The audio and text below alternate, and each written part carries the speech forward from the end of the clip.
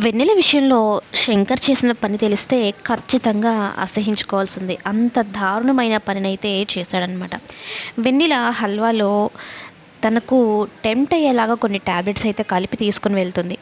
ఆ దెబ్బతో మనోడికి బాగా ఫీలింగ్స్ వచ్చేసి వెన్నెలకి దగ్గరైపోతాడు. దానికి ముందు ఒక గేమ్ ఆడతారనమాట. ఆ గేమ్‌లో ఎవరు గెలిస్తే వాళ్ళలాగా. అయితే ఆ గేమ్‌లో శంకర్ గెలుస్తాడు. శంకర్ గెలిచాడు కాబట్టి ఈయన పెద్దమ్మకి మాట ఇచ్చాడు కాబట్టి ఇక వెన్నెలతో సంతకాలు చేయించేసుకుంటాడు పేపర్స్ మీద. ఇక వెన్నెల కూడా పేపర్స్ మీద సంతకం పెట్టేస్తుంది. శంకర్ ఇదంతా తెలిసే చేస్తాడనమాట.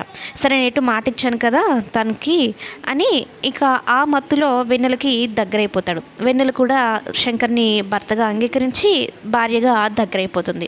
ఇక్కడి వరకు కథ బాగానే ఉంది అనుకుంటే కానీ ఈ నాగమ్మ ఏం చేస్తుందంటే ఏదైతే జరగకూడదు వాళ్ళిద్దరి మధ్యన అని అయితే అనుకుందో అది జరిగిపోయింది.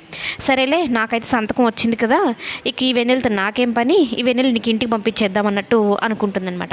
కానీ వెన్నెలని ఇంటికి పంపించేసేయాలి అంటే వెన్నెల ఇప్పుడు శంకర్లు ఇద్దరు భార్యాభర్తలుగా కలిసిపోయారు.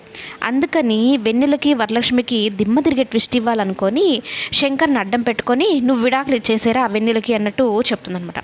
వెన్నెల శంకర్లు ఇద్దరు కలిసిపోయారన్న విషయం వరలక్ష్మికే కాదు నాగమ్మకు కూడా తెలిసిపోయింది.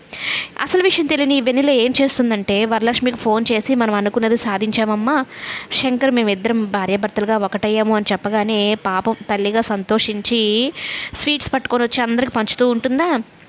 కానీ ఆఖరిలో పెద్ద ట్విస్ట్ ఇస్తుంది ఈ నాగమ్మ. వచ్చి ఏంటి కూతురు అల్లుడు కలిసిపోయారని దగ్గరైపోయారు, భార్యాభర్తలుగా కొత్త బంధంలోకి అడుగు పెట్టారని తెగ స్వీట్స్ పంచుకుంటూ ఉన్నావు, కానీ ఇప్పుడు ఇస్తారు చూడండి ట్విస్ట్ అంటూ శంకర్తో విడాకుల పత్రాలను తీసుకొని వచ్చి అందులో సంతకం పెట్టి వెళ్ళిపోయి ఇక్కడి నుంచి అని చెప్పగానే అటు వెన్నెల షాక్ అవుతుంది, రజనీ షాక్ అవుతుంది, వరలక్ష్మి షాక్ అవుతుంది అనమాట. ఇలాంటి ట్విస్ట్ అసలు వెన్నెల ఊహించలేదు. నమ్మింది పూర్తిగా శంకర్ని.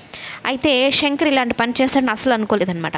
తన సంతకాలు పెట్టమన్నా కూడా సంతకం పెట్టేసింది. నా భర్తే కదా పెట్టమన్నాడు అన్నట్టు ఆస్తి కూడా నాకు అవసరం లేదనుకొని శంకర్ కోసం వదిలేసుకుంది అన్నీ. కానీ శంకర్ ఇలా చేశాడనమాట. ఒక రకంగా చెప్పాలి అంటే వెన్నెల పరిస్థితి మొత్తం మరలా వరలక్ష్మి పరిస్థితిలాగా మారిపోయింది.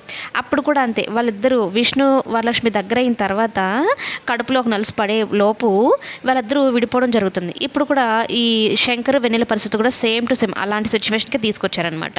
ఇక వీళ్ళిద్దరూ కలవడమే మనకు ట్విస్ట్. ఎలా కలుస్తారనేది, ఈ నాగమ్మకి ఎలా బుద్ధి వస్తున్నదనేది, నాగమ్మ నిజస్వరూపం శంకర్కి ఎప్పుడు తెలుస్తుంది అనేది